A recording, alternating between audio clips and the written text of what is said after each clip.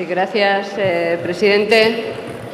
Señorías, señores del Gobierno, señor presidente del Gobierno, voy a tratar de volver, si usted me ayuda, presidente, a lo que es el origen de este debate, que no es un debate sobre el estado del bipartidismo, aunque durante un rato importante de esta tarde nos ha parecido que de eso estábamos hablando, sino que es el debate sobre el estado de la nación.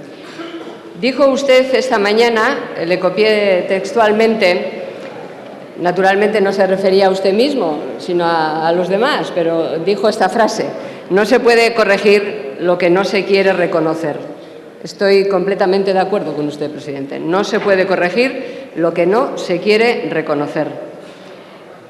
Por eso, porque estamos en el debate sobre el Estado de la Nación, porque vamos a debatir sobre cómo está nuestra nación, conviene que nos atengamos a los hechos. Yo voy a procurar, en nombre de mi grupo, ponerle sobre la mesa algunos hechos para que puedan ser analizados por usted sin prejuicios y para que, a partir de un análisis común, que no lo tenemos a priori, pero que lo podemos terminar teniendo, a partir de un análisis común, podamos enfrentarnos a esos problemas, los problemas de la nación, que no son otra cosa que los problemas de los ciudadanos españoles. Usted nos ha leído esta mañana una serie de titulares de medios de comunicación nacionales e internacionales de hace 2 años, para poner en comparación la situación actual con los titulares de esos medios de comunicación de hace 2 años. Yo quiero traerle para el análisis titulares, pero no titulares periodísticos ni de hace 2 años, sino sencillamente datos oficiales de hoy. Usted ha dado algunos, yo le voy a dar también otros datos que son todos, presidente, datos oficiales, no valoraciones, sino datos oficiales. Empiezo. Hay 2.826.549 niños españoles que viven en riesgo de pobreza y exclusión social, lo que convierte a España en un país de la Unión Europea, el país de la Unión Europea con mayor tasa de pobreza infantil. Ni una sola mención en su discurso de esta mañana. 2. El porcentaje del Producto Interior Bruto destinado a la protección social está 3,7 puntos por debajo de la media europea. 3. Según el índice Gini, la desigualdad se ha incrementado con la crisis, mientras que en la Unión Europea se ha mantenido estable. Solo Letonia nos supera en injusticia y desigualdad. 4. Desde que usted inició su mandato, el número de empleados ha descendido en 1.049.300. Dicho de otra manera, la política de su Gobierno ha destruido 1 millón de empleos. 5. La población activa retrocede hasta el nivel del comienzo de la crisis. 6. Aumenta la precarización. El 93% de los nuevos contratos son temporales y el 40% de los contratos indefinidos son a tiempo parcial y el 12% de las personas con contrato viven por debajo del umbral de la pobreza. Presidente, usted ha dicho esta tarde, siempre que se crea empleo se combate o se termina con la pobreza. No, los datos lo desmienten. 7. La tasa de paro juvenil vuelve a superar el 55%, a pesar de los que se van, a pesar de los que no se inscriben. 7 puntos más que cuando usted, presidente, llegó al Gobierno. 8. En España hay 1.832.300 hogares con todos los miembros en paro, 257.300 más que al inicio de su mandato. 9. Más de 3 millones de españoles viven en situación de pobreza severa. 10. 3 millones de parados no perciben ningún tipo de subsidio de desempleo. 11. Según datos publicados por el Banco de España, la financiación bancaria a las empresas ha caído el 9,2% en el año 2013. Les recuerdo que la rescatamos para evitar esas cosas. 12. Eurostat da por perdidos 43.000 millones de las ayudas públicas a la banca. Usted prometió que serían fondos europeos y que la banca lo devolvería todo, ni lo uno ni lo otro. 13. Desde que usted llegó al Gobierno han subido 41 veces los impuestos y han creado 10 impuestos nuevos. 14. Su injusta amnistía fiscal ha supuesto un incremento de recaudación de solo 1.193 millones de euros y los defraudadores han pagado un tipo medio del 3%, muy lejos del 10% inicialmente anunciado por usted mismo. Lo único valorativo de este dato es la palabra injusta. A lo mejor a usted le parece justa, pero los demás datos no son valorativos, son datos. La deuda pública está en el 93% del PIB, 23 puntos más alta que cuando usted llegó al Gobierno. La Unión Europea, 16. La Unión Europea cifra en 120.000 millones de euros el impacto de la economía en la economía europea de los escándalos de corrupción y señala a España como uno de los países en los que se producen más casos de corrupción. O sea, la corrupción es desvergüenza y, además de desvergüenza, es ruina. 17. La Unión Europea señala que las mayores prácticas de corrupción en España se han producido en el desarrollo urbanístico, la financiación de los partidos políticos y la contratación pública. 18. El 63% de los españoles, frente a un 25% de media en la Unión Europea, el 63% frente al 25%, consideran que se ven afectados en su vida cotidiana por la corrupción. 19. La confianza de los españoles en la política está a la cola de Europa y en el nivel más bajo de los 10 últimos años. 20. El Grupo de Estados contra la Corrupción del Consejo de Europa avisa que los últimos escándalos de corrupción erosionan gravemente la credibilidad de las instituciones españolas, entre comillas. La institución critica con dureza la falta de independencia del Poder Judicial en España. 21. La caída de personal y financiación hace regresar al CSIC a una década atrás. Podría leer más titulares oficiales, presidente. Usted me hace un gesto como que ya se lo sabe, no dudo que se lo sepa, pero este también es el Estado de la Nación. El Estado de la Nación está reflejado en estas cifras, que son cifras oficiales. Como usted podrá comprobar, frente a las valoraciones, siempre subjetivas, están los hechos. No está bien España, presidente. A mí no me consuela pensar que las cosas podían haber ido peor, ni me parece positivo que usted se consuele con ello.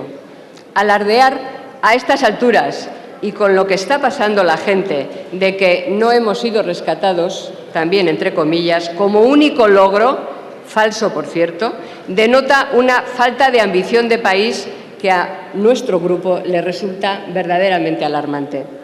Presidente, ante este panorama realista, real, no debiera usted permitirse el lujo de presumir ni siquiera con minúsculas o entre comillas.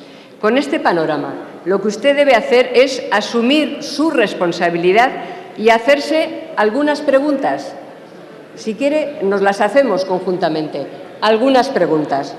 Por ejemplo, ¿no se pregunta usted cuánto ha contribuido su Gobierno al crecimiento de la pobreza y la desigualdad entre españoles? ¿No se pregunta en qué medida es usted responsable de las insoportables cifras de pobreza, de desigualdad, de falta de igualdad de oportunidades, de falta de esperanza y expectativa en el futuro en el que viven millones de nuestros conciudadanos? ¿Recuerda usted, presidente, cuántas veces se han negado ustedes a levantar un cortafuegos contra la exclusión implantando una renta mínima sin límite de edad para los preceptores y homologable en cuantía en todo el Estado español, en toda España? ¿No se considera usted responsable de que España sea el país de la Unión con mayor tasa de pobreza infantil? ¿No es usted responsable de que la lucha contra la pobreza infantil no haya pasado aún, desgraciadamente, en España, de ser mera retórica en las declaraciones de su Gobierno? Por otra parte, ¿A qué viene sacar pecho por la bajada de la prima de riesgo o por los piropos que recibe del Fondo Monetario Internacional o de la Troika por nuestros avances, entre comillas, si para llegar a esta situación su Gobierno no se ha limitado más que a obedecer instrucciones? ¿Acaso, presidente, antes de que me lo niegue, ha olvidado usted que cada vez que le criticábamos la adopción de medidas injustas, usted nos decía que estaba haciendo lo contrario de lo que quería hacer, que ya le gustaría a usted hacer otras cosas? En un debate como este de hoy, usted llegó a decirnos textualmente: no somos libres. Si hacía lo contrario de lo que quería hacer, si lo hacía porque no tenía libertad para hacer otra cosa, ¿a qué viene ahora a presumir de esto? Porque, siendo así, ¿por qué se atribuye ahora el mérito de la bajada de la prima de riesgo o el estancamiento, que no recuperación, de nuestra economía? Eludir, como ha hecho siempre, la responsabilidad de las políticas de ajuste, que han sido nefastas, y luego atribuirse el mérito de haber salido de la recesión. Bueno, yo no voy a citar a Draghi, pero bueno, en todo caso, si no es mérito de Draghi, que usted ya lo ha explicado, en todo caso será, según su ministro del Interior, mérito que ha de compartir al menos con Santa Teresa, porque él ya nos anunció que estaba mediando mucho por nosotros. En fin, yo creo que primero decir que lo hace porque no le queda otro remedio. Después, que ha sido el capitán para salir de la crisis, es, presidente, permítame que le diga, francamente deshonesto. Luego está la parte de su discurso en la que hace promesas. Entiéndame, presidente, ¿por qué vamos a creer ahora su anuncio de bajar los impuestos en el año 2015 si su Gobierno empezó a incumplir su compromiso de no subirlos a la semana siguiente de la investidura? ¿Por qué no empieza por explicarnos los motivos por los que ha preferido subir 40 veces los impuestos y crear 10 figuras tributarias nuevas en vez de meter mano a ese 24,6% de economía sumergida? ¿Por qué no nos dice de verdad los motivos que le llevaron a amnistiar a los defraudadores en vez de a perseguirlos? Presidente, cuando usted llegó al Gobierno, tenía la obligación de enfrentarse a dos retos importantes: la crisis económica y social y la baja calidad de nuestra democracia. Esos eran los dos retos con los que se encontró cuando usted llegó al Gobierno. Demostradas están las consecuencias de su política económica desde la perspectiva social y desde la perspectiva del empleo. Más desigualdad, más injusticia, más pobreza, menos empleo, más precariedad. Hablemos, pues, ahora del otro reto, la calidad de nuestra democracia. Presidente, ¿se le ha ocurrido preguntarse cuánto ha contribuido su Gobierno al envilecimiento de la vida política? Su primera obligación política era contribuir a aumentar la calidad de nuestra democracia, que ciertamente era baja cuando usted llegó al Gobierno, aunque usted me lo negara en el debate de investidura. Pero lejos de hacerlo, lejos siquiera de planteárselo, la actitud de su Gobierno ha provocado que se incremente el deterioro de nuestra democracia. Que no se progrese, sino que se deteriore. No sé si usted lo habrá pensado, pero su renuncia a comparecer y dar explicaciones, recuerde lo que nos costó, por poner solo un ejemplo, que aceptara siquiera que debía dar explicaciones sobre el llamado caso Bárcenas y su implicación y responsabilidad política en el mismo, su negativa a comparecer, su retirada frente a todo y frente a todos, su renuncia a tomar la iniciativa, su voluntad deliberada de hurtarnos los debates sobre asuntos clave como la corrupción, la monarquía, la independencia del Poder Judicial. Todo eso, presidente, le convierte a usted, le ruego que me lo tome en su sentido más literal, le convierte a usted, presidente, en el presidente más antipolítico que hemos tenido en toda la etapa democrática. ¿Acaso cree usted que es posible superar la crisis económica y social sin enfrentarse a la crisis política y de valores que infectan todas nuestras instituciones?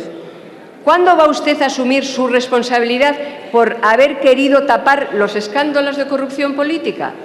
¿Acaso no formaba parte de esa estrategia de ocultación, compartida con otros, por supuesto, el hecho de pactar, por ejemplo, que de ese asunto, de la corrupción política, no se hablaba ni siquiera en los debates televisados que pactaron ustedes de la campaña electoral? ¿O no querer abordar el asunto en el debate de investidura, como le recordé antes, hasta que nuestro grupo lo puso sobre la mesa?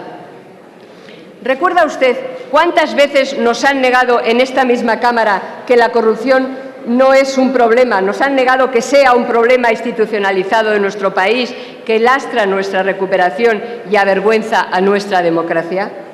¿Recuerda usted cuántas veces nos han increpado, sí, increpado, por traer a la Cámara el debate y por plantear propuestas de reforma del Código Penal, de la ley electoral, de la ley de financiación de los partidos políticos o sobre la transparencia de los sueldos públicos? Sí, usted ha anunciado hoy una serie de medidas al respecto, pero aunque usted no lo recuerde, yo le quiero recordar que iniciamos esta legislatura planteando todas esas medidas y no solo nos votaron en contra, sino que además nos afearon nuestra conducta. Bienvenido sea que hoy las traigan, pero recuérdeme usted que alguna batalla política hemos ganado, aunque no hayamos ganado algunas votaciones. ¿No es usted consciente de que su elusión de las preguntas, incluso de los periodistas, el abuso del Real Decreto, su negativa a contestar a los diputados y a comparecer para rendir cuentas por los escándalos de corrupción que le alcanzan de lleno y en primera persona, presidente, como presidente del Gobierno y como presidente del Partido Popular, son un freno para la recuperación de nuestra economía y hacen un daño incalculable a nuestra democracia? Presidente, su renuencia a debatir demuestra desgraciadamente que usted demasiadas veces confunde la democracia con la tecnocracia y así no será posible acabar con la corrupción ni salir de la crisis.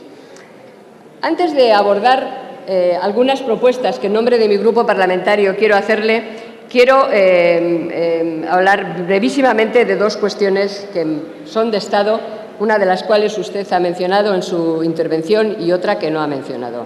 La primera cuestión es su intervención, lo que usted ha planteado en relación con la pulsión secesionista del nacionalismo e independentismo catalán, porque no es Cataluña, es el nacionalismo catalán. Cataluña es mucho más que los nacionalistas y los independentistas catalanes y, por tanto, yo quiero plantearlo desde esa perspectiva. Déjeme que le diga que me ha parecido toda una novedad que acogemos desde mi grupo positivamente, que usted por fin haya traído a la Cámara una intervención sobre esta cuestión política y no solo jurídica. Le doy, en ese sentido, en fin, la bienvenida, puedo decir, pero no quiero que me interprete usted mal. Quiero decir que me alegro que lo haya hecho, vamos a dejarlo así.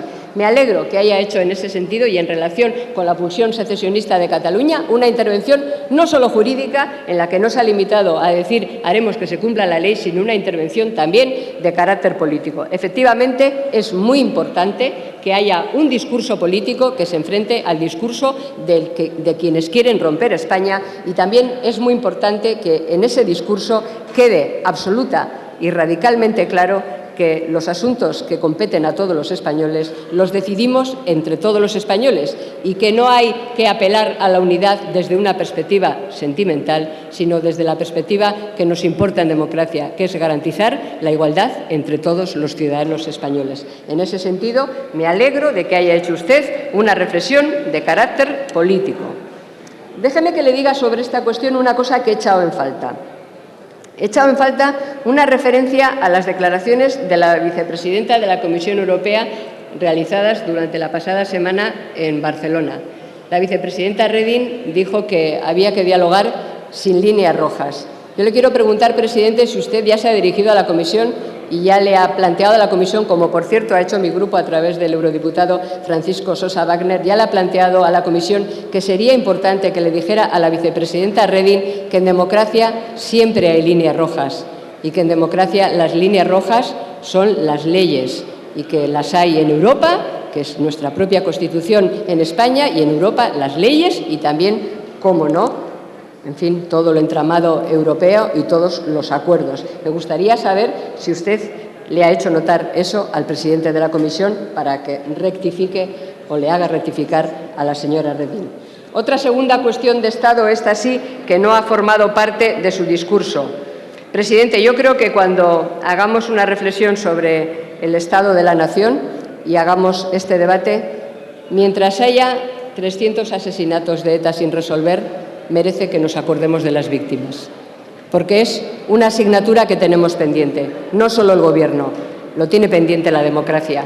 Y, en ese sentido, simplemente para recordar que esa asignatura es una asignatura que tenemos pendiente los demócratas y que merecerá nuestra atención y nuestro compromiso de ser resuelto en tanto que haya 300 crímenes sin resolver, 300 familias que no han podido hacer su duelo. Creo, sencillamente, que ha sido un olvido por su parte, porque creo que en esto podremos estar completamente de acuerdo. Le dije que le iba a plantear algunas propuestas en nombre de mi grupo. Quiero detenerme en una cuestión importante que usted ha anunciado, una reforma fiscal que a nuestro juicio debe de ser integral y debe de abordar todos los elementos que merecen ser revisados de una vez por todas para definir un modelo fiscal justo, progresivo, homologable con Europa y que garantice un horizonte de sostenibilidad que no esté sometido a las ocurrencias o necesidades puntuales del ministro de turno. Usted nos ha anunciado que hay un grupo de expertos, lo sabíamos, que le van a dar un informe en marzo, que durante abril y mayo van a analizarlo y que en junio nos van a traer una propuesta. Ciertamente, a mí me ha resultado un tanto extraño que, a la vez que nos decía eso, o sea, que no conocía la propuesta, por tanto, nos ha dicho que las consecuencias de esa propuesta y de esas políticas van a ser que va a haber 12 millones de españoles a los que se van a ver beneficiados. No sé cómo es posible no conocer la propuesta y saber que va a beneficiar a 12 millones de españoles, salvo que, como usted ha anunciado, que quienes ganen más de 12.000 euros no cotizarán, esté pensando que, tal y como va la precariedad del empleo, va a haber 12 millones de españoles que se van a quedar por debajo de esas retribuciones y, por tanto, excluidos de cotizar. Me gustaría que me lo explicara. Desde Unión Progreso y Democracia proponemos, como le digo, una reforma fiscal que dé respuesta a los dos grandes problemas de nuestro sistema tributario. Hay muchos ciudadanos, primero de ellos, que pagan demasiado y hay demasiados ciudadanos que pagan menos de lo que debieran de pagar. Comenzaré por esta última cuestión. ¿Cómo conseguir más recursos para poder hacer frente a nuestros compromisos y prestar mejores servicios a los ciudadanos a la vez que se bajan los impuestos? La primera medida es abordar de una vez por todas la disminución del gasto superfluo. Ha habido algún portavoz que ha dicho no se trata de gastar menos. Sí. Se trata de gastar menos, que no de invertir menos, y se trata de no gastar nada en lo superfluo. Por tanto, esa es una de las cuestiones, porque no pueden disociarse los impuestos que se recaudan del gasto público que se pretende financiar con ellos. Los españoles pagan una estructura administrativa insostenible, incrementada en los años de la burbuja y apenas disminuida. Para aliviar la carga fiscal es requisito previo e imprescindible evitar el derroche y el gasto innecesario. Es también una de las formas de legitimar el sistema fiscal, evitar ese derroche. Es necesario un recorte estructural del gasto público superfluo, equivalente a 3 puntos del PIB como mínimo. Sin eso, presidente, sus promesas de bajar los impuestos no dejan de ser otro intento de engañar a los ciudadanos para ganar elecciones. Presidente, usted conoce nuestras propuestas al respecto, aunque no sea más que por las veces que las han rechazado. Propuestas para evitar las duplicidades y el despilfarro. Fusión de ayuntamientos, supresión de diputaciones provinciales, eliminación de organismos administrativos duplicados e innecesarios, drástica reducción de los 4.000 entes públicos no administrativos, etcétera. Otro requisito previo, presidente, sin el que tampoco es posible bajar los impuestos, es la lucha contra el fraude fiscal. Se ha dicho por otros portavoces, pero quiero insistir en ello. Ustedes no solo han ignorado este instrumento de eficacia y justicia contributiva, sino que han preferido amnistiar a los defraudadores. Resulta imposible lograr un sistema fiscal equitativo renunciando a ingresar cada año, merced al fraude fiscal que ustedes no persiguen, 8 puntos del PIB, 8.000 millones de euros. Para perseguir el fraude fiscal se requiere algo más que discursos, que aquí los hacen últimamente. Se requiere algo más que discursos. Es preciso dotar a la agencia tributaria de medios materiales y humanos hasta que alcance ratios similares a los del resto de países de la Unión Europea. Y es preciso, aunque no agota las recetas al respecto, que la agencia se rija por un estatuto orgánico que garantice su independencia. Solo si se cumplen estos requisitos previos, entre otros, es posible una bajada significativa de impuestos que pueda tener permanencia e irse ampliando en el medio y largo plazo en la medida que la lucha contra el fraude y el recorte de gastos superfluos comience a dar fruto. Presidente, le proponemos que empiecen a bajar algunos impuestos ya. Bueno, usted ha anunciado esta mañana que alguna cosa se ponía en marcha desde ahora mismo, ha dicho. Desde ahora mismo, el tema de... Hombre, desde ahora mismo no, será cuando se publique la ley, porque le ha faltado cantar... ¿se ha publicado ya la ley? Bueno, entonces eso, que le ha faltado cantar y mi palabra es la ley. Yo he pensado que se iba a arrancar en una de esas. Hombre, usted lo ha anunciado, pero hasta que no se publique, pues por lo menos, en fin, lo ha anunciado. Bien, pues yo creo que con este plan que nosotros le vamos a proponer, y además detenidamente, desde este mismo momento se pueden bajar algunos, porque vamos a no gastar en otras cosas. Y progresivamente se pueden bajar muchos más. Espero que el ministro, que me está mirando detenidamente, tome nota cuando presentemos la propuesta, porque lo mismo aprendemos un poco mutuamente, que, en fin, a veces ocurre y les damos alguna idea buena. A veces ocurre, señor ministro. En cualquier caso, a la espera de que con tales bases sea posible profundizar en estas bajadas en el futuro, es preciso iniciar ya, como digo, una bajada selectiva de impuestos a quienes pagan demasiado, sobre todo a las rentas de trabajo dependiente que pagan impuestos nórdicos, presidente, del 52% sin disfrutar de un estado de bienestar nórdico. Para combatir la elusión fiscal de quienes tienen altas rentas o patrimonio y, por tanto, capacidad de pago, propondremos medidas para aflorar las bases imponibles ahora ocultas, planteando medidas que garanticen la transparencia fiscal en las instituciones de inversión colectiva y una serie de medidas, en fin, insisto, para que estos que eluden impuestos y tienen capacidad para pagar, paguen, porque se trata, como decía al principio, de 3 medidas. No gastar donde no hace falta gastar, no despilfarrar, que los que pagan más de lo que deben paguen menos de lo que están pagando y que aquellos que, o porque eluden o porque defraudan, pues dejen de eludir y de defraudar y, por tanto, paguen aquello que pueden pagar y contribuyan de esa manera a sostener los servicios de todos los españoles. Frente a este conjunto de propuestas concretas y realizables, usted nos viene a contar, presidente, lo de siempre: palabrería y un cierto engaño. Déjame que le diga un cierto engaño. Había puesto engaño, pero vamos a poner que es bastante palabrería y un cierto engaño. Ustedes ya no tienen credibilidad, presidente, por eso es tan preocupante, porque antes de las elecciones prometieron bajar los impuestos, como les recordé, y tardaron una semana en subirlos. Por eso ya las palabras no sirven. Tienen que pasar a los hechos, también en esta materia. Ustedes lo subieron con una burda disculpa, se lo quiero volver a recordar, de que se encontraron con un déficit del 9% en vez del 6%. Y durante la campaña nos dijeron que para resolver el déficit del 6% lo que había que hacer era bajar los impuestos. Y cuando se encontraron con el 9%, en vez de decir, bueno, con esa teoría de que con el 6 hay que bajarlos, pues con el 9 los bajarán más. Lo que hicieron fue subirlos. Entonces, ahora ya no tiene crédito que nos digan que en el 2015... O sea, un poco cuando toquen las elecciones, ustedes van a bajar los impuestos, porque todo el mundo sabe que están haciendo publicidad engañosa. Presidente, voy acabando y retomo el hilo de mis primeras palabras. La verdadera radiografía del país, de España, nos da una imagen sombría, impropia de una de las primeras economías del mundo. Esto de la botella medio llena o medio vacía, estas cosas, sí, pero la imagen es sombría. Es una imagen sombría y, en cierto modo, opaca. Una imagen sombría. Y lo que es peor, nos ofrece unos datos sobre la forma en la que sobreviven nuestros conciudadanos que resulta inaceptable para aquellos que defendemos la justicia social y el estado de bienestar. Yo no le voy a decir que ustedes lo hacen mal porque son de derechas.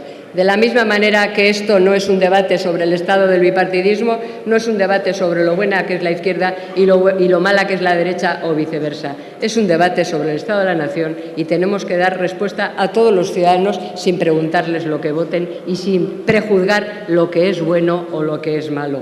Por tanto, no le voy a decir eso. Le voy a decir que esta imagen es insoportable, como lo sufren los ciudadanos, para aquellos, insisto, que están soportando esto, y es insoportable en términos democráticos. No son palabras huecas, presidente, lo que le digo. No se puede afirmar que España va bien, ni siquiera se puede afirmar que va mejor, mientras las personas que sobreviven con una renta mínima de inserción soportan, además, de esa situación de una renta mínima de inserción, de precariedad, soportan además un trato diferente dependiendo de la parte de España en la que vivan. Quien proclama los derechos, esta Cámara, y para ejercerlos ese Gobierno, quien proclama los derechos ha de garantizar que esos derechos sean efectivos en condiciones de igualdad para todos los españoles. ¿Cómo se explica que en Andalucía cobren la renta mínima 34.000 ciudadanos, teniendo un porcentaje de paro muy por encima de la media española? En Andalucía la renta mínima la cobran 34.000 ciudadanos frente a los 86.000 ciudadanos que acceden a ella en los 1.178 que la perciben en Extremadura. ¿Cómo se justifica? ¿Cómo se justifican las diferencias de renta percibida por las personas que más lo necesitan, que en algunos casos se multiplica por 4 el importe que perciben unos frente a otros? No solo hay muchos más que lo perciben en sitios en los que el paro es mucho menor, sino que la capacidad, lo que perciben y las condiciones para acceder a ellas son completamente desiguales y, por tanto, completamente injustas. Presidente, el Gobierno no puede desentenderse ante datos oficiales que confirman que las autonomías con más paro y menos renta son las que menos protección ofrecen a los ciudadanos que más lo necesitan. No podemos decir, bueno, eso es que es competencia de aquellos, y es que eso es aquellos que lo gestionan mal. Es que quien proclama el derecho tiene que tener y tiene instrumentos para hacer efectivos esos derechos en condiciones de igualdad. Nos afecta a todos y nos compete a todos. La defensa del interés general es también garantizar la igualdad de todos los españoles. La distribución competencial no puede ser una coartada para que siga creciendo la desigualdad entre nuestros conciudadanos. Otro dato desolador al que me referí ya en esta intervención es el de la pobreza infantil. Permítame, presidente, que insista en ello. Según los datos publicados por Save the Children, en España hay 8.300.000 niños, de los cuales 2,5 millones, el 30%, viven en hogares que sufren pobreza relativa, y 2.800.000, el 33% de nuestros niños viven en riesgo de pobreza y exclusión. Los niños son ciudadanos, no son pequeños, son ciudadanos que no salen a la calle, pero que son nuestra obligación de hoy y además nuestro futuro. Decenas de niños, decenas de miles de niños de nuestros barrios, de los sitios donde vivimos, compañeros de nuestros hijos de juegos o de nuestros nietos, en mi caso, van cada día a la cama sin cenar. No es una apelación sentimental, presidente, es una parte de la realidad sobre la que tenemos que actuar. Decenas de miles de niños españoles solo comen una vez al día. Son datos oficiales, en el colegio, allá donde no se han suprimido las becas de comedor. ¿Dónde han quedado los compromisos de un plan integral de lucha contra la pobreza infantil? Porque cuando llega el debate nos ponemos de acuerdo en las resoluciones, pero ¿dónde han quedado después, efectivamente, los compromisos? ¿Acaso no podemos detraer de esas otras grandes cifras injustificables, duplicidades administrativas, diputaciones provinciales, fraude fiscal, rescate injustificado e irrecuperable a un número de entidades financieras, los 8.000 millones de euros que oficialmente se consideran necesarios para dar una respuesta inmediata e urgente a este drama que avergüenza nuestro presente e hipoteca nuestro futuro como país? No es un problema que ustedes hayan creado. Yo nunca me oirán decir eso, pero ustedes son el Gobierno y este es nuestro problema. Y frente a este problema hay que actuar. España no está bien, presidente, se lo dije antes. El paciente no ha conseguido superar la crisis y el organismo, o sea, la nación, está cada vez más debilitado. No coincidimos, ustedes y nosotros, aún en el diagnóstico. Y bien que lo lamento, y recuerde que le acabo de decir aún. Hombre, en el diagnóstico total no podremos coincidir nunca, pero en una parte del diagnóstico lo razonable sería que coincidiéramos. No coincidimos y lo lamento, porque sin un diagnóstico común es imposible trabajar juntos para resolver los problemas. Presidente, una vez más, desde mi grupo parlamentario, sabiendo nuestras limitaciones y nuestro tamaño, pero sabiendo que estamos aquí para defender los intereses de todos los españoles y no solo de aquellos que nos han votado, una vez más, desde nuestro grupo parlamentario, le tendemos la mano para acordar, no para herirnos, para escucharnos y para acordar, si fuera posible. Una vez más, le tendemos la mano. Se la tendemos porque nos importa España y porque España no es otra cosa que los españoles. Y como eso nos importa y como para eso estamos aquí y porque son los españoles los que nos pagan el salario, es para lo que nos parece más importante que nada mantener no solo el debate, sino hacer lo posible para que haya acuerdos. Yo agradezco a la señora Díez que nos haya tendido la mano, a mí como presidente del Gobierno y a mi grupo parlamentario, pero lo agradecería más si antes no hubiera intentado cortárnosla, porque claro, entonces el hecho de tender la mano tiene muy poca credibilidad, señora Díez.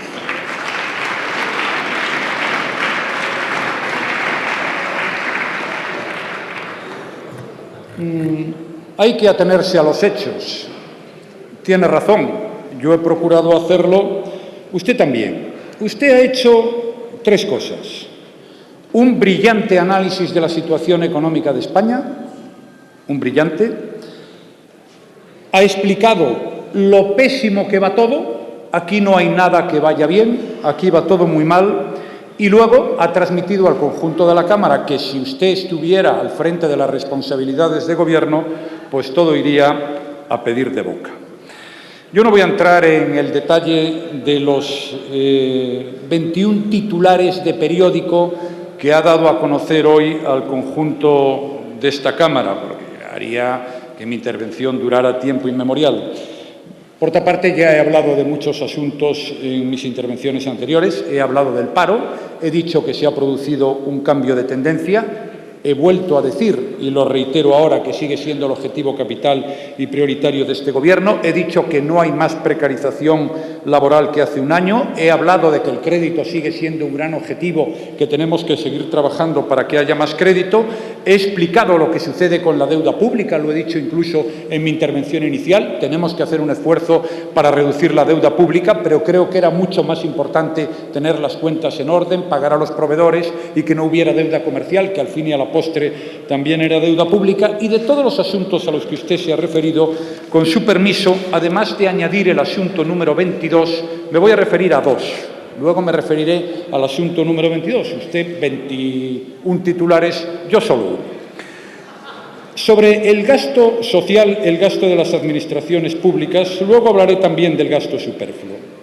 Yo quiero explicar con meridiana claridad en qué gastamos el dinero de los contribuyentes, porque el dinero que gastan el conjunto de las administraciones públicas, como todo el mundo sabe, al menos eso espero, es el dinero que los contribuyentes pagamos cuando ingresamos nuestros impuestos.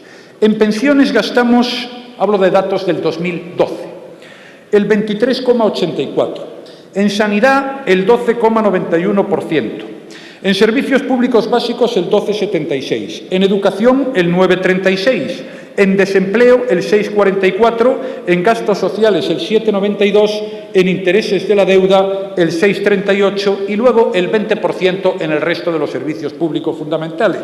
Es decir, que la inmensa mayoría de los recursos que gastan el conjunto de las administraciones públicas, y cuando hablo de administraciones públicas hablo de la Administración Central del Estado, de las comunidades autónomas y de las corporaciones locales, va destinado al gasto social, al gasto que pretende hacer la vida mejor a las personas. Es lógico y es entendible. El mayor gasto del Gobierno que yo presido es las pensiones y luego el desempleo. El de las comunidades autónomas es la sanidad y después la educación y los servicios sociales, y el de los ayuntamientos son los servicios sociales.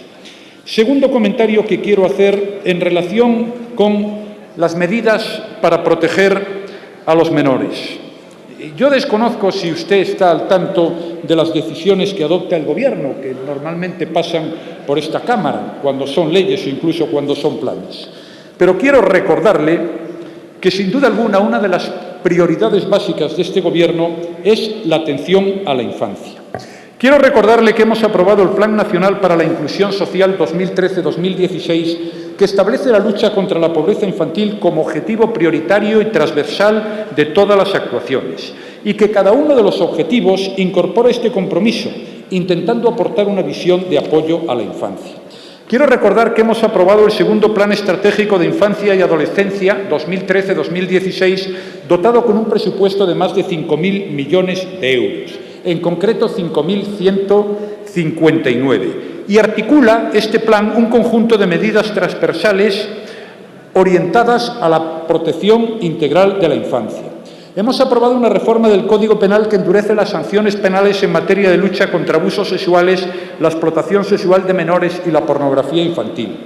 Estamos trabajando en la modificación de la Ley Orgánica de Medidas de Protección Integral contra la Violencia de Género para reconocer a los menores también como víctimas.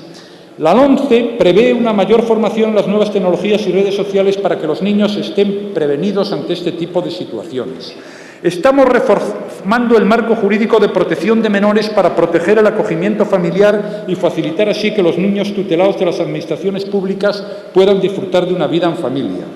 Hemos puesto en marcha el Plan Integral de Atención a menores de 3 años en situación de dependencia. Hemos puesto en marcha la línea de humanización de asistencia en UCIs hasta los 18 años de edad del paciente para que la madre o el padre puedan permanecer con su hijo hospitalizado en estas unidades las 24 horas del día. Se ha ampliado el Código de Autorregulación de la Publicidad de Alimentos a Menores, los mensajes publicitarios de alimentos y bebidas dirigidos a usuarios de Internet a menores de 15 años.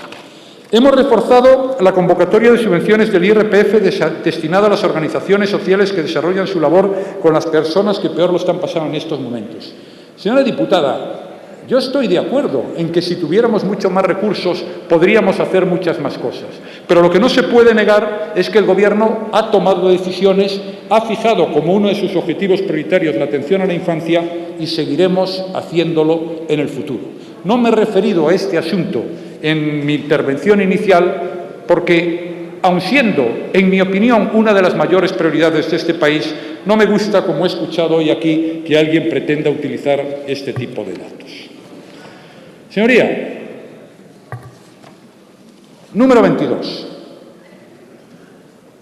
He dicho al principio de mi intervención, resumiendo lo que había sido la de la señora Díez, que he hecho un brillante análisis de la situación de la economía española, que nos ha explicado lo mal que lo va todo y, además, nos ha dicho que si ella estuviera al frente del Gobierno, sin duda alguna, no tendríamos prácticamente nada de qué hablar aquí.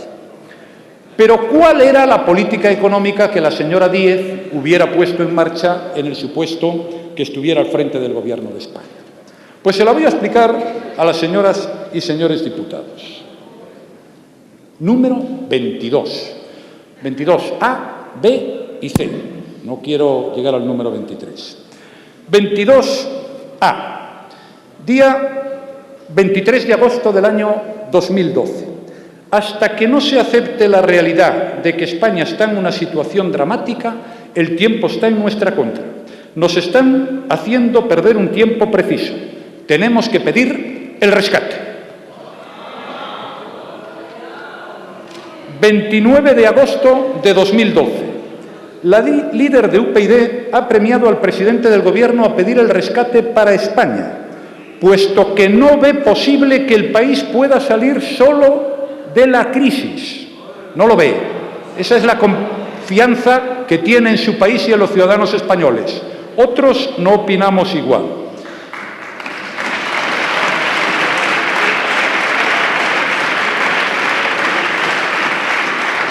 Rosa Díez cree que no hay otra salida posible más que el rescate y que el Ejecutivo debe solicitar la intervención a Bruselas porque es urgente cuadrar el déficit. En el mismo momento en que el señor Lara estaba explicando que yo hablaba con la señora Merkel del rescate, cosa que no era cierto, la señora Díez me estaba diciendo que pidiera el rescate, cosa que yo no estaba dispuesto a hacer. Pero hay más, apartado C del número 22. 11 del 12 de 2012. El rescate de España ya no es una opción, sino una necesidad. por culpa de la gestión del presidente del Gobierno, es decir, la mía. Mariano Rajoy dirige el país como dirigía su partido, dejando que las cosas se pudran. No sé si lo dirigía bien o mal, lo cierto es que estamos aquí, pero no se trata de discutir eso ahora en este momento.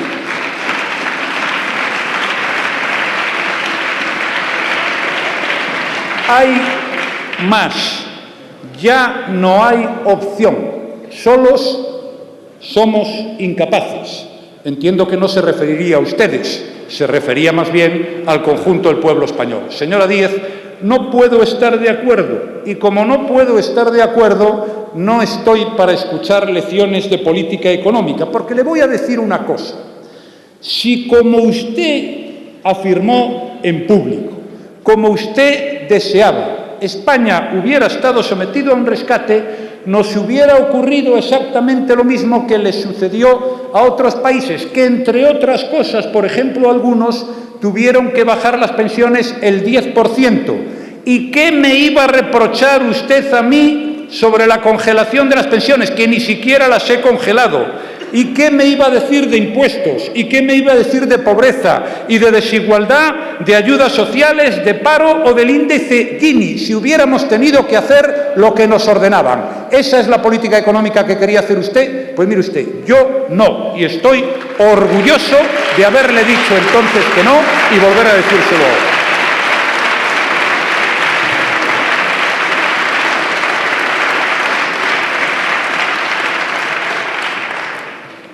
Creo que era la única persona en España que estaba a favor del rescate.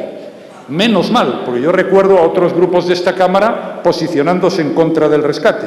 Sin duda usted tenía razón, como siempre, pero sin duda nos equivocamos. El Gobierno y otros grupos de esta Cámara también, como siempre. ¿Qué le vamos a hacer?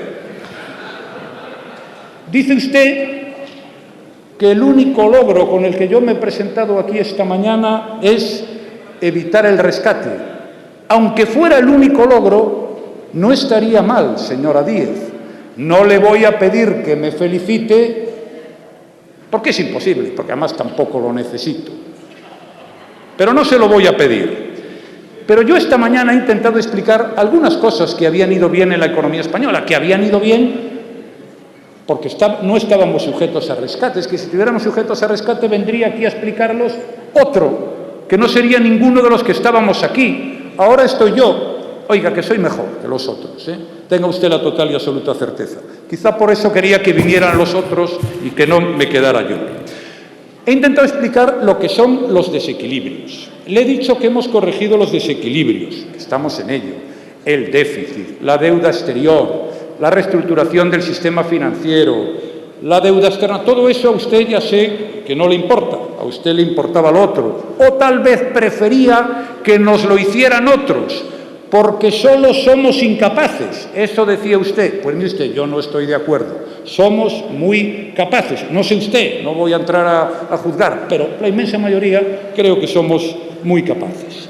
Y he explicado esta mañana pues algunos logros que a mí me parecen buenos. El crecimiento económico. Después de mucho tiempo hay crecimiento, modesto pero lo hay, y el año que viene va a haber un crecimiento del 1 y el siguiente del 1,5. Oiga, pues eso es un dato positivo, ya sé que a usted no se lo parece. Igual que los datos del paro, hombre, a mí me gustaría, lo he dicho tantas veces a lo largo del día de hoy, que fueran mejores, pero oiga, son infinitamente mejores que los de los últimos años. Igual que los de las exportaciones, igual que el dato de la inflación, igual que lo que ha ocurrido con las agencias de rating, todo eso es muy positivo. Yo creo que la economía española todavía no va y falta mucho como nos gustaría que fuera, pero desde luego se ha producido un cambio de tendencia muy importante. Y desde luego un cambio de tendencia infinitamente mejor que si hubiéramos aceptado su petición de que pidiéramos el rescate. Algún día tiene que explicarnos por qué lo hizo o quién fue el listo, entre comillas, que se lo recomendó. Calidad de la democracia. Yo recuerdo que no hace muchas fechas hablaba usted del Consejo del Poder Judicial, del control político que establecíamos no sé quiénes sobre las actuaciones de los jueces, y yo recuerdo que le dije una cosa. Oiga, cuando el 93% de los diputados de una Cámara votan una cosa y solo un 7% votan otra, ¿por qué tenemos que pensar que el 7%, es decir, usted, tiene la razón? ¿Acaso es usted la quinta esencia de la democracia? Y entonces, ¿qué somos los demás? Debería ser usted algo más modesta, no demasiado, pero algo más modesta sí creo que debería ser. Por nuestra parte, pues hemos cometido equivocaciones y errores, como casi todos. Casi todo el mundo comete errores, salvo usted, pero los demás sí cometemos errores. A veces nos equivocamos, los distintos grupos parlamentarios, la gente normal, la que anda por la calle, la que está en su casa, la gente a veces se equivoca. Bueno, hemos intentado tomar decisiones para que las cosas en el futuro vayan mejor. Y ya he explicado hoy, reforma de la Ley Orgánica de Financiación de Partidos, primera ley de transparencia, nunca hubo una en la democracia. Hemos reformado el Código Penal para luchar contra el fraude fiscal y la seguridad social. Hemos ofrecido un pacto por la transparencia y contra la corrupción. Ha habido una propuesta de resolución en el último debate del Estado de la Nación con un amplio respaldo de esta Cámara. Hemos remitido 2 proyectos de ley en el ámbito del control de la actividad de partidos políticos y del ejercicio del alto cargo de la agencia tributaria, un conjunto de medidas. Hay medidas penales que he anunciado esta mañana, medidas procesales. Bueno, creo que hemos dado pasos en la buena dirección. Usted puede ayudar o puede no ayudar o hacer lo que estime oportuno y conveniente, pero tengo aquí, el Tribunal de Cuentas reclama más transparencia en sus ingresos a UPyD. No sé si no tiene la transparencia suficiente, pero dice que el órgano fiscalizador también insiste en pedirle que corrija el procedimiento que afecta a las donaciones no identificadas. ¿Viste? Esto me lo acaban de entregar ahora. No estaba en mi intención el traerlo aquí a colación. Pero, en fin, menos mal que me ha tendido la mano. Pero hasta en el caso de Cataluña, ha intentado buscar algo para ver si puede pellizcármela, con todos mis respetos. Mire, después de las declaraciones de la vicepresidenta de la Comisión, la señora Reding, se trasladó ese mismo día a Barcelona. El secretario de Estado de la Unión Europea fue a hablar con ella, le explicó de qué van las cosas en este país y se fue al mismo lugar donde se había celebrado la reunión en la que habló la señora Reding. Tengo que decirle que yo he hablado con el señor Barroso y con otros muchos dirigentes políticos sobre este asunto. Y lo he hecho muy a gusto y además porque es mi obligación como presidente del Gobierno. Por tanto, si usted coincide más o menos, ya me empieza a preocupar a mí que coincida conmigo en algún asunto, pero si coincide conmigo en este asunto, hombre, por lo menos utilice las palabras de otra manera distinta. Yo, por ejemplo, las utilizo de otra manera distinta. Estoy totalmente de acuerdo con lo que ha dicho usted sobre las víctimas del terrorismo. Estamos con ellas, estamos con su dolor y estaremos siempre.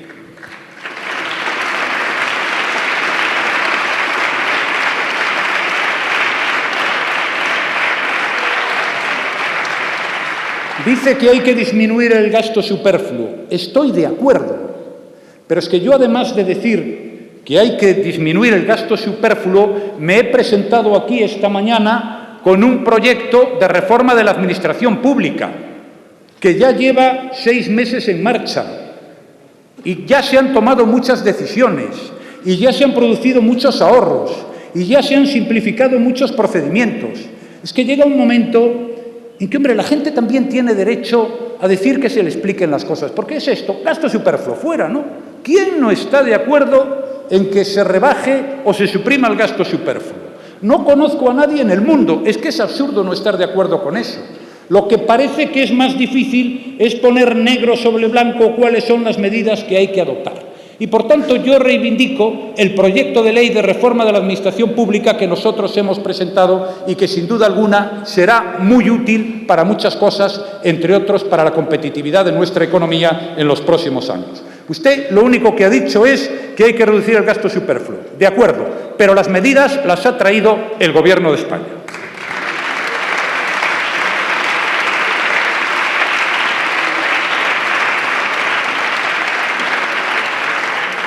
Estoy dispuesto a escuchar con mucha atención todas las propuestas que ustedes quieran presentar para hacer una reforma fiscal. Yo, desde luego, le digo que el Gobierno, lo reitero porque ya lo he señalado esta mañana, en junio la traerá a esta Cámara. Podemos hablar. Si quiere usted, hablamos antes.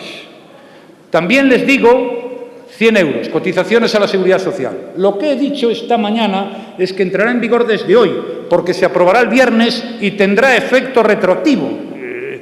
Sabemos todos lo que quiere decir efecto retroactivo, ¿no? Pues eso quiere decir que entra en vigor desde hoy porque tendrá efecto retroactivo. Ya sé, bueno, todas estas cosas que yo digo es igual porque como no tengo credibilidad, claro, la credibilidad la tiene usted, claro, la tiene usted. Los demás no tenemos credibilidad. Es decir, solo tiene credibilidad usted. Lo que no se sabe es exactamente por qué. Será porque lo dice usted, pero estoy dispuesto a no discutirlo. Incluso estoy dispuesto a aceptarlo. Pero, desde luego, la credibilidad para llevar la política económica de España, una persona que ante el conjunto de la opinión pública española dice que a nosotros lo que nos conviene es el rescate porque solos no podemos, ahí no hay ni credibilidad, ni coraje, ni determinación, ni confianza en su país. Yo sí la tengo. Dos cuestiones previas, señor presidente del Gobierno. Primero, voy a tranquilizarle. No tengo ninguna intención de cortarle la mano. Digo, para que duerma usted tranquilo. O sea, no está en nuestra intención y tampoco en la mía cortarle la mano. Segunda cuestión previa también, presidente. Soy plenamente consciente de que me equivoco muchas veces. Sí. Señores del Grupo Parlamentario Popular, sí, soy plenamente consciente de que me equivoco muchísimas veces. Por ejemplo, me he equivocado hoy. Pido silencio, por favor. Continúe. Hoy me he equivocado. He pensado que usted, como presidente del Gobierno, estaría en una actitud de aceptar que alguien le tienda la mano. Y su respuesta me ha demostrado que no, que le puede a usted sí la soberbia y la prepotencia. Por eso me he equivocado. He creído que podía hacerle ese ofrecimiento porque usted estaría receptivo. Me he equivocado. No es la primera vez ni será la última, pero le reconozco que me equivoco mucho y hoy lo he hecho con usted. No por tenderle la mano, sino por creer que usted estaba en esa disposición. A mí, ni a mi grupo, no nos preocupa coincidir con usted. A usted acaba de decirme que le preocupa mucho coincidir con nosotros, ya según en qué cosas. No le debió de preocupar la semana pasada cuando, gracias a una moción de este grupo parlamentario, votaron ustedes rechazando el plan secesionista de Cataluña. Tampoco le debió de preocupar hace 3 meses cuando, gracias a una moción de este grupo y en relación con esa cuestión que es un problema de Estado, votaron ustedes contra la falacia del derecho a decidir. No le debió de preocupar. Pero bueno, a mí en todo caso no me preocupa. Cuando coincidimos, coincidimos. Y si la iniciativa es suya, a mí no me importa reconocérselo. Nunca. Hombre, usted dice, por ejemplo, ha dicho usted aquí que nosotros hacemos las propuestas de reducir el gasto público, de terminar con el despilfarro, de terminar con las duplicidades y que ustedes traen las normas. Hace año y medio debatí con el ministro Montoro una moción precisamente para reducir el gasto superfluo del conjunto de las administraciones públicas sin cambiar la distribución competencial. Y le expliqué que habíamos hecho un estudio en base a datos oficiales y que eso supondría 28.000 millones de ahorro. Y el ministro Montoro me dijo, ¿pero dónde saca usted esa cifra? Se la refuto, hombre, me dijo, mujer. Se la refuto, yo se la refuto. ¿Por qué 28.000? Pues igual son 30.000 o 10.000 o 15.000. Usted dijo hace 15 días, después de una reunión con altos cargos de la Administración, que nos íbamos a ahorrar con esa reforma que ustedes planteaban más de 27.958, creo que dijo. O sea, 28.000 les dije yo. Pues bueno, o sea, nosotros no traemos las leyes porque no estamos en el gobierno, pero traemos las iniciativas, incluso hacemos un estudio, editamos un libro y se lo explicamos. Ustedes nos dicen que nos refutan las cifras y un año más tarde, y no sé cuántos miles de euros más, vienen y nos dan la misma conclusión. Oiga, que le hubiera yo mandado ese libro y nos habíamos ahorrado un dinero. Dice usted, bueno, primero, usted ha dicho hoy mismo acaba de incumplir un compromiso. Ha dicho, yo no voy a leer titulares, y lo primero que ha hecho ha sido leer 3 titulares de prensa de 3 intervenciones mías. O sea, ha tardado un minuto en desdecirse. Desde que ha empezado, inmediatamente se ha desdicho. Y me dice, me lee 3 titulares en relación con el rescate, y me dice, debe de ser usted la única española que quería y pedía el rescate. Y yo le digo, debe de ser usted el único español que no sabe que nos han rescatado. Usted debe de ser el único español que nos ha enterado, que nos han rescatado, o no es un rescate en toda regla, los 40.000 millones de rescate financiero, condicionado con 32 condiciones. Ah, no, eso no es un rescate. Ah, no es un rescate. Ah, no es un rescate. O sea, no es un rescate en toda regla, por favor. No sean serios. En conversaciones. O sea, es una pregunta retórica, no basta que me contesten todos, con que me conteste el presidente del gobierno, vale. Es que si no, no me va a dar tiempo a contestarles a todos ustedes. Entiendo que les estimula, pero bueno, oiga, ya aplaudirán luego, hombre, no se preocupen.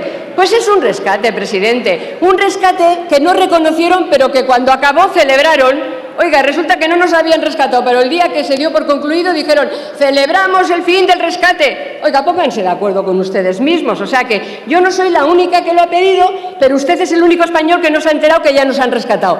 Que nos han rescatado para rescatar las entidades financieras de la quiebra a la que ustedes, entre otros, las llevaron. Porque usted no ha venido, o sea, las quiebras de las entidades financieras, entre otras cosas, se produjo, presidente del gobierno, ustedes estaban allí, en esos órganos de dirección de las cajas de ahorros. O sea que sí, nos han rescatado. Así que, aunque no lo va a hacer, diga conmigo, sí, presidente, rescate, nos han rescatado. Sí, 40.000 millones destinados a rescatar las entidades financieras, con 32 condiciones.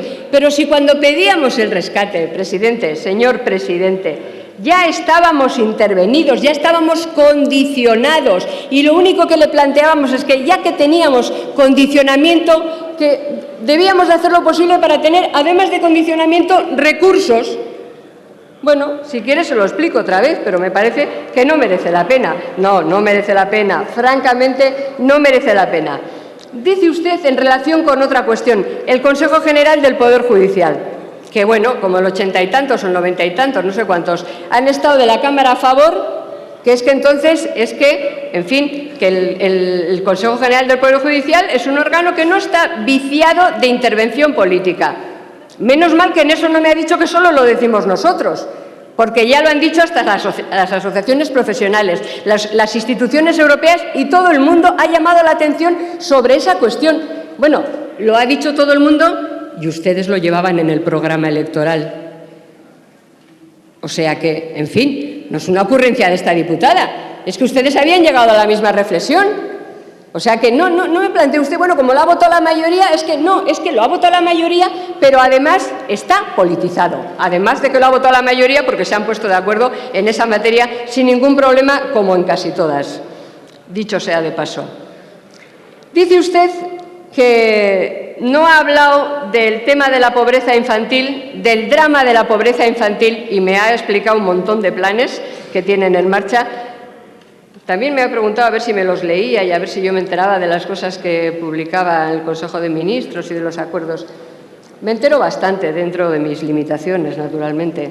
Me entero bastante y, por ejemplo, me entero que en el plan, dentro del plan de lucha contra la pobreza, dentro del plan general, lo que está específicamente destinado a la pobreza infantil son unos cientos de miles de euros. Dentro de ese plan general, destinado a la pobreza infantil, unos cientos de miles de euros, señor presidente, porque miro los papeles, no en el momento último cuando me los presentan, sino durante todo el tiempo. Y dice usted, además, que no ha utilizado, que no ha hablado de esa cuestión porque no quiere que se utilice esa cuestión en el debate político.